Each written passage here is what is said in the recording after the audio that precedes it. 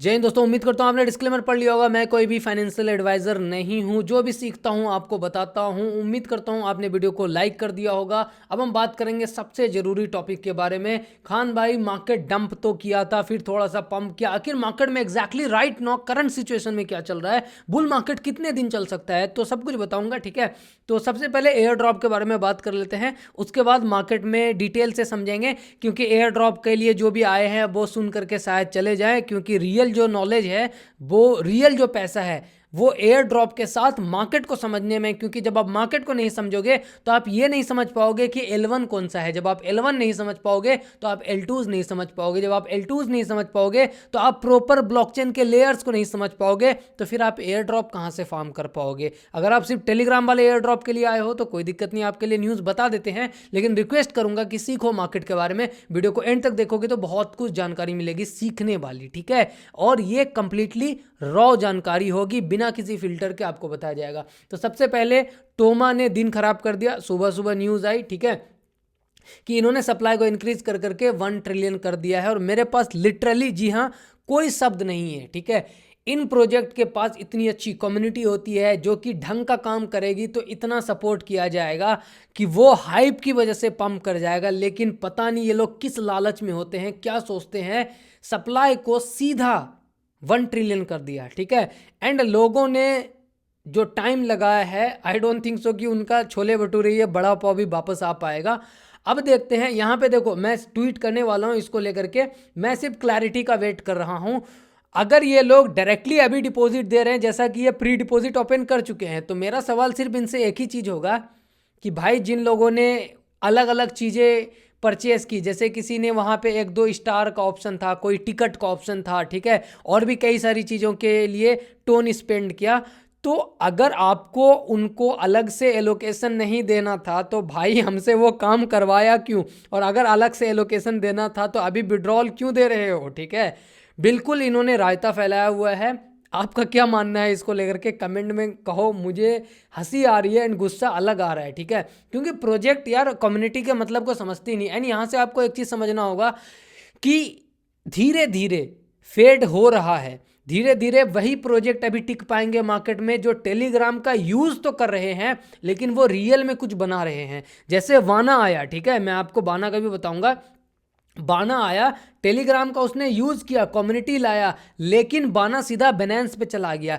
AI का project 25 million funding हमने आपको सितंबर में बताया था, जब कोई बात नहीं कर रहा था इसकी। उम्मीद करता हूँ आप लोग टेलीग्राम और ट्विटर पे जुड़े हुए हो, अर्ली आपको वहाँ पे कंप्लीट जानकारी मिलती है, राइट। तो मैं ये बोल रहा हूँ कि टेलीग्राम का जो यूज़र बेस है ना, उसका फ़ायदा प्रोजेक्ट उठाए, लेकिन अब वही टिक पाएंगे जो कि ढंग से कुछ बनाना जानते हैं।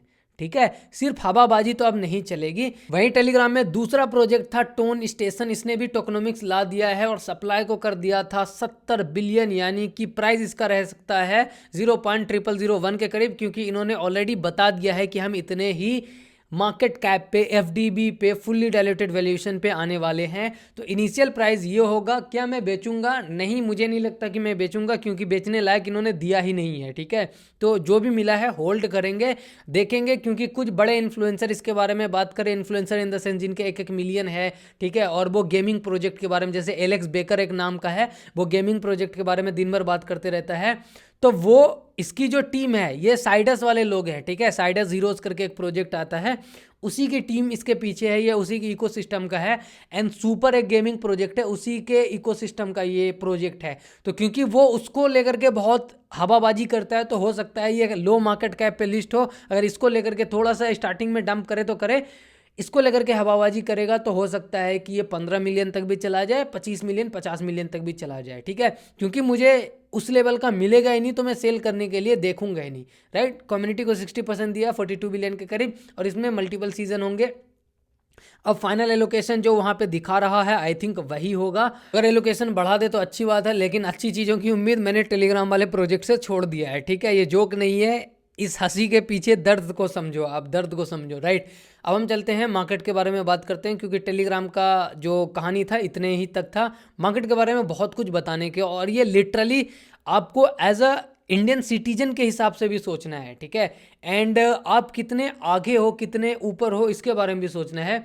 तो ये डोनाल्ड ट्रंप है, इसको किसी इंट्रोडक्शन की ज़रूरत नहीं है, राइट? आप सुनो ये क्या बोल रहे हैं। I think so. We're going to do something great with crypto because we don't want China or anybody else, not just China, but others are embracing it and we want to be the head.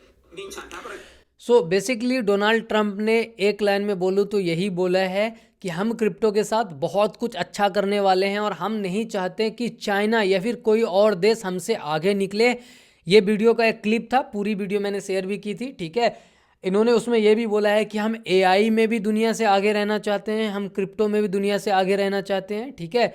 And हम space में already दुनिया से आगे हैं, ऐसा इनका मानना है। डिबेट मत करने लगना कि हाँ नहीं इसरो अच्छा है या नासा अच्छा है या फिर ये वाला।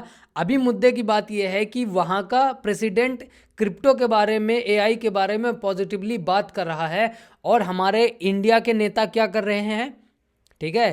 कोई अनाज फ्री में दे रहे हैं तो कोई बिजली फ्री में दे रहे हैं, कोई धर्म खेल रहे हैं, कोई जाति खेल रहे हैं, ठीक है। और ये दुख की बात है, इसीलिए आप लोगों से रिक्वेस्ट करूंगा as a proud Indian citizen, जब भी कोई लीडर या फिर नेता आपके पास वोट मांगने जाए या फिर आपको वो बोले, बहकाने की कोशिश करे, उन्हें बोलो ना कि भाई क्रिप्टो पे बात करो, क्या दिक्कत है क्रिप्टो में।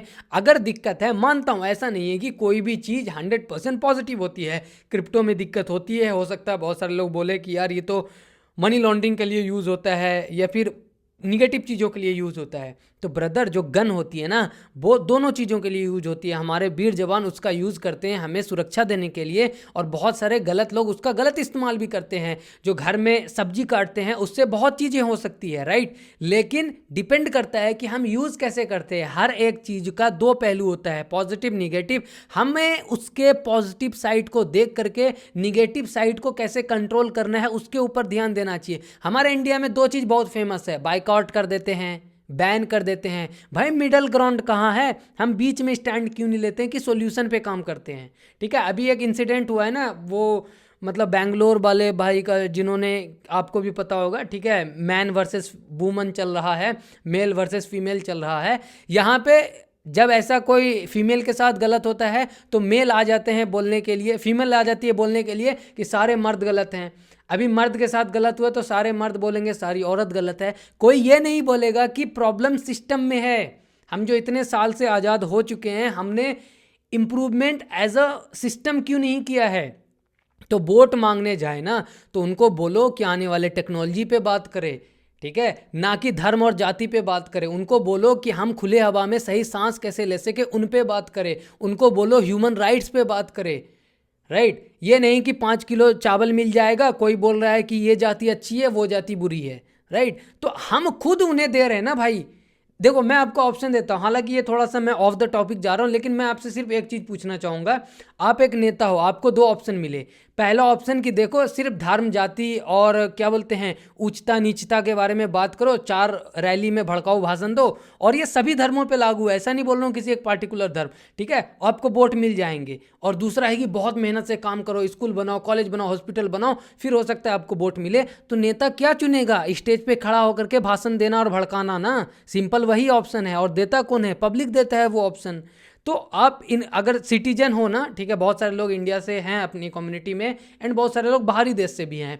तो आप किसी भी देश से हो, तो मैं आपको सबको बोलता हूं, अपने देश में, चाहे आप बांग्लादेश से देख रहे हो, पाकिस्तान से देख रहे हो, नेपाल से देख रहे हो, सिर्फ उसी नेता को तवज्जो दो जो कि लॉजिकल और रेशनल बातें करता हो, ना कि सिर्फ किसी इमोशन के चक्कर में आपको बेवकूफ़ बना रहा हो। अब आते हैं टॉपिक पे वापस, राइट। एंड ये टॉपिक जरूरी है बॉस, क्योंकि हमारा फ्यूचर डिपेंड करता है। अगर आप बाहर जा रहे हो, आप सही से सांस नहीं ले पा रहे हो, क्या करोगे कमा करके? 10 साल बाद आपको अंदर हेल्थ प्रॉब्लम हो जाएगी, बॉडी आपका काम नहीं करेगा, क्योंकि आपने ना कोई भी गलत काम करते हुए आपके जो फेफड़े वगैरह होते हैं, ठीक है, वो खराब हो जाएंगे। क्या करोगे पैसे बैंक में रख करके, जब जाकर के ब्लड चेंज कराना पड़ेगा एंड में? तो नौ हम बात करते हैं कुछ इंपॉर्टेंट न्यूज़ के बारे में। जैसे अभी राइट के बारे में न्यूज़ आ रही है, ये एक पब्लिकली ट्रेडेड कंपनी है। जनरली जो भी ऑलरेडी लिस्टेड कंपनी होती है ना, वो जैसे इंडिया में भी कोई लिस्टेड कंपनी में नाम बोल रहा हूँ, आई थिंक काशिफ भाई को आप लोग जानते होंगे, जो कि क्रिप्टो का कंटेंट बनाते हैं एंड बिटकॉइन फोकस्ड कंटेंट बहुत ज़्यादा बनाते हैं वो।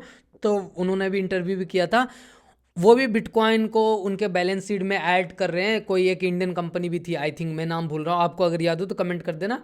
वैसे यहाँ पे एक पब्लिकली लिस्टेड ये माइनिंग कंपनी है, पब्लिकली ट्रेडेड कंपनी है, उसने अभी न्यूज़ आई है कि 5,000 से ज़्यादा बिटकॉइन खरीदे हैं, यानी कि 500 मिलियन, जी 500 मिलियन एक कंपनी ऐसे झटके में खरीद ले रही है। एंड धीरे धीरे सबका नींद खुल रहा है कि भाई हमें एक्यूमुलेट करना है बिटकॉइन को, राइट। आने वाला भविष्य क्या होगा नहीं पता। एंड इसको लेकर के कुछ निगेटिव न्यूज़ भी आई थी, उसके बारे में भी बताऊंगा। ऐसा नहीं कि यहाँ पे मैं सिर्फ हवाबाजी करूंगा कि देखो bitcoin is going to change the world. मैं आपको बताऊंगा कि मार्केट क्रैश क्यों किया था। ये मैंने डिटेल पोस्ट लिखा था, लेकिन बहुत सारे लोगों को समझ नहीं आया था, ठीक है। तो हुआ ये था कि सुंदर पिचाई, आप सब जानते हो, सीईओ है गूगल के, राइट। तो उन्होंने एक ट्वीट किया था 9 दिसंबर को कि क्वांटम कंप्यूटर का, ठीक है, एक नया चिप विलो ये इंट्रोड्यूस कर रहे हैं। एंड ये इतने सालों में जो काम नॉर्मल कंप्यूटर करेगा ना, ये 5 मिनट में ये नया जो क्वांटम कंप्यूटिंग पावर है इस चिप में इतना कि वो निपटा देगा ये काम को। एंड इससे डिबेट स्टार्ट हो गई कि क्वांटम कंप्यूटर अगर इतना पावरफुल है, राइट, तो क्या ये आने वाले टाइम में बिटकॉइन के वॉलेट को, सिक्योरिटी को क्रैक कर सकता है। अगर ये क्रैक कर ले तो फिर हमारा वॉलेट भी सेफ नहीं, आपका वॉलेट भी सेफ नहीं, तो फिर ये पूरा जो कॉन्सेप्ट है ना वो ही गायब हो जाएगा। एंड ये फंड इतना बड़ा था कि जो क्वांटम रेजिस्टेंट पे काम करता था वो क्रिप्टो, वो ऑलमोस्ट डबल ट्रिपल के करीब हो गया। बहुत सारे लोग बोलने लगे जो क्रिप्टो को सही नहीं मानते हैं, वो मज़े लेने लगे। स्टॉक मार्केट वाले बहुत सारे लोग हैं, ठीक है, वो मज़े लेने लगे कि यार बिटकॉइन तो गया, बिटकॉइन तो गया। तो उसको लेकर के मैंने प्रॉपर पोस्ट लिखा है। एंड 2 सवाल यहाँ पे आता था कि क्या क्वांटम कंप्यूटर इतना इंपॉर्टेंट या इतना पावरफुल है कि वो बिटकॉइन की सिक्योरिटी को क्रैक कर ले। अगर हाँ या नहीं, तो हमारा वॉलेट जो है क्रिप्टो वॉलेट सेफ है या नहीं, तो उसका आंसर है कि यस, अभी आपका वॉलेट सेफ है। एंड अभी क्वांटम कंप्यूटर के पास इतना पावर नहीं है कि वो बिटकॉइन के सिक्योरिटी को क्रैक कर सके। शब्द पे ध्यान देना, अभी। लेकिन क्या फ्यूचर में आ सकता है? यस, आ सकता है, लेकिन अभी वो दिन बहुत ज़्यादा दूर है, ठीक है। जैसे अभी अगर आप बात करो तो 105 से लेकर के 200 यानी कि 100 से लेकर के 200 क्यूबिट्स तक इनके पास पावर है, और बिटकॉइन को क्रैक करने के लिए मिलियंस में पावर चाहिए, राइट। मान लो आपके पास 100-200 रुपये है और आपको किसी होटल में घुसने के लिए 10 लाख रुपए चाहिए, आप इसको ऐसे समझो, राइट। तो क्या आप अभी उस होटल में घुस पाओगे? नहीं, लेकिन आप बाहर से देख पाओगे, प्लान कर पाओगे कि 10 लाख होगा तो हम घुसेंगे।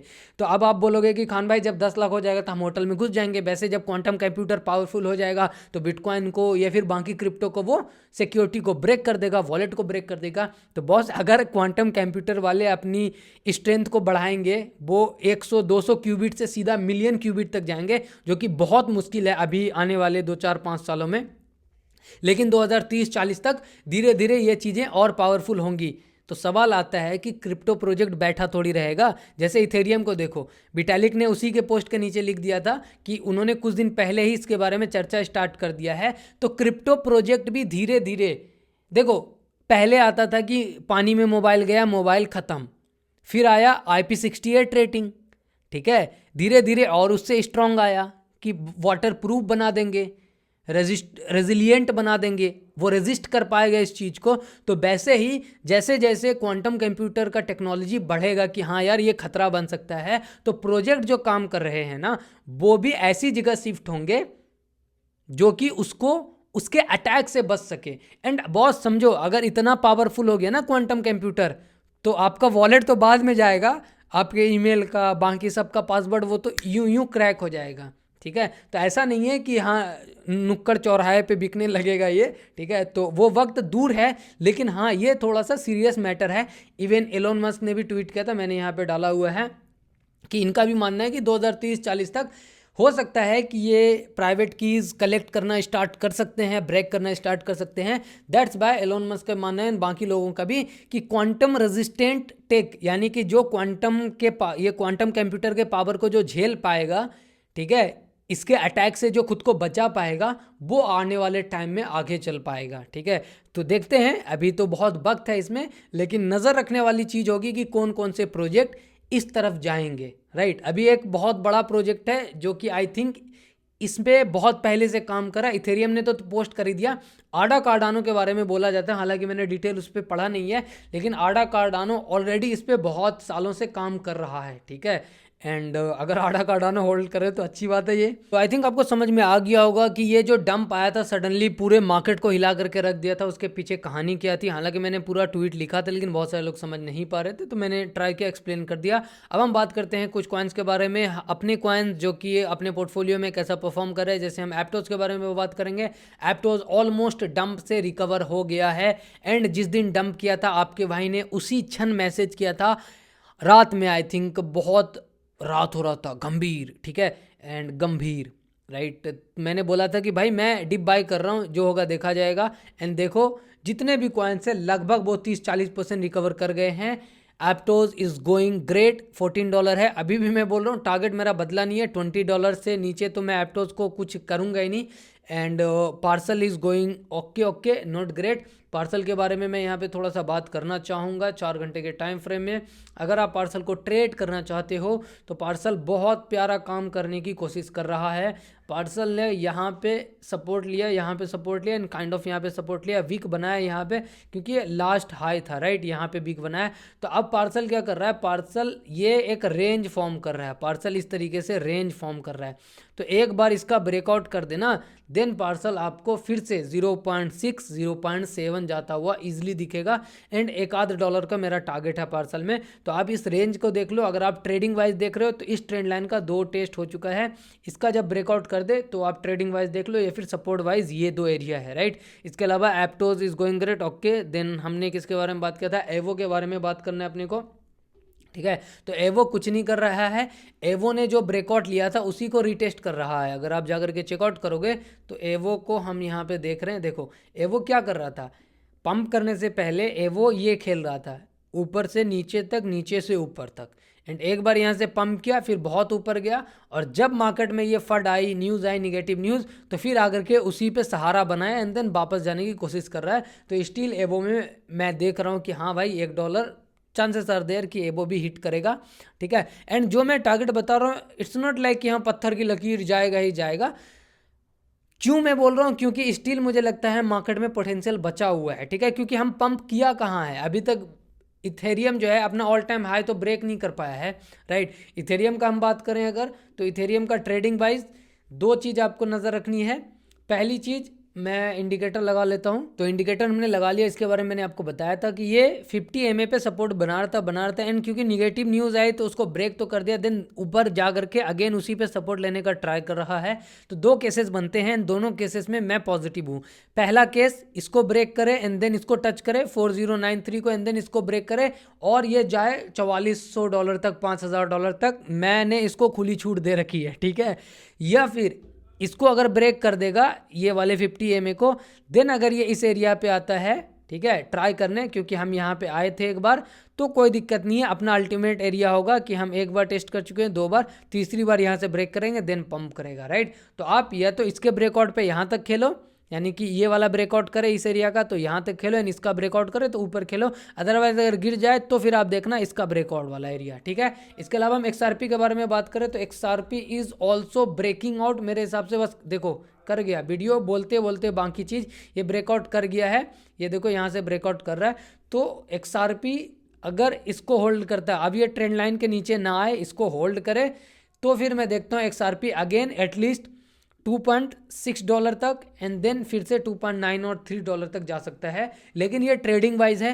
क्या XRP अभी मैं इन्वेस्टमेंट वाइज खरीदूंगा? नहीं, मुझे ल्यूक्रेटिव नहीं लगता, क्योंकि ऑलरेडी बहुत ज़्यादा ऊपर जा चुका है, ठीक है। तो इन्वेस्टमेंट वाइज मैं इसको नहीं खरीद रहा हूँ, ये मेरा पर्सनल ओपिनियन है। अगला प्रोजेक्ट है आइगन लेयर। यस, अभी भी मैं आइगन लेयर को होल्ड कर रहा हूँ, एंड मुझे उम्मीद है जो मेरा टारगेट है $10 का, ठीक है, ऑल टाइम हाई ये था, ऑलमोस्ट ब्रेक कर गया है। डेली कैंडल बहुत बढ़िया बनाया था। अभी क्या कर रहा है, अभी ट्राई कर रहा है ऑल टाइम हाई के ऊपर सपोर्ट बनाने का, ठीक है। ये प्रॉपर रेंज बना रहा है और आप कह सकते हो कि ठहराव है, राइट। मार्केट ने अगर साथ दिया तो ज़्यादा से ज़्यादा क्या होगा, इस पे टेस्ट करने के लिए आएगा। तो अगर इस पे टेस्ट करने के लिए आएगा एंड देन इसके ऊपर निकलेगा, तो मैं देख रहा हूँ इसको $6, फिर $8, फिर $10 जाता हुआ। ये मेरा पर्सनल ओपिनियन है। मेरे ओपिनियन पे आप इन्वेस्टमेंट मत करना, ठीक है। मैं कोई भी फाइनेंशियल एडवाइज़र नहीं हूँ। मैं आइगन पे बुलिश क्यों, 2 रीज़न है यार। पहली बात तो हमारा जो डिफाई का कॉइन था, जिसके बारे में आबे जाकर के चेक कर लेना, कितनी वीडियोस मैंने बनाई एंड कितने बार बताया। वो $79 से, ठीक है, $79 से आज $400 के करीब बैठा हुआ है। एंड डिफाई में बहुत बड़ा नाम है आवे का। And Eigen not directly related to DeFi, ठीक है, बट हाँ काइंड ऑफ इथेरियम का बीटा वर्जन आप बोल सकते हो, क्योंकि इथेरियम के पंप का फ़ायदा उसे होता है, ठीक है। तो मैं उम्मीद कर रहा हूँ इथेरियम अगर $5,000-7,000 जाए तो आइगन लेयर $8-10 जाएगा, राइट।